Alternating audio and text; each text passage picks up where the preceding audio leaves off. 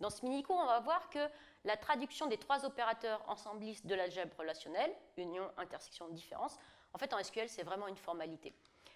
On va considérer le schéma suivant, on a nos producteurs et nos clients, donc il s'agit de personnes. Sur ces deux ensembles de personnes, on peut se poser des questions qui relèvent de problèmes ensemblistes. Par exemple, quelles sont toutes les personnes dans la base de données, quelles sont les personnes qui sont des clients et des producteurs, ou quelles sont les personnes qui sont des producteurs qui ne sont pas des clients. Donc, union, intersection, différence. Alors, en fait, la logique en SQL, c'est de dire qu'on va faire l'union, l'intersection ou la différence entre deux résultats de select from where. Donc, on va écrire un select from where, union, un deuxième select from where, la même chose pour la différence ou pour l'intersection.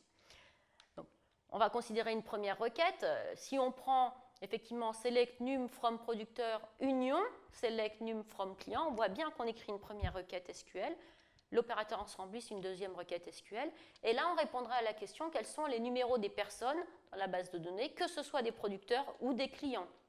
Alors ça c'est valable depuis la norme SQL 1, donc en 1986. Si on regarde l'intersection qui, elle, a été définie dans la norme SQL 2 en 1992, c'est strictement la même requête, on a juste changé l'opérateur ensembliste et on répond à la question quels sont les numéros des personnes qui sont des producteurs et des clients. Et le dernier opérateur, la différence, on va utiliser soit la clause except, soit minus, ça dépend des SGBD.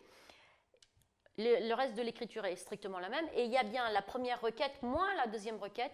Donc ici, c'est quels sont les clients qui ne sont pas producteurs. Si on avait écrit select num from producteur minus select num from client, on aurait eu quels sont les producteurs qui ne sont pas des clients. Donc encore une fois, la différence est non commutative.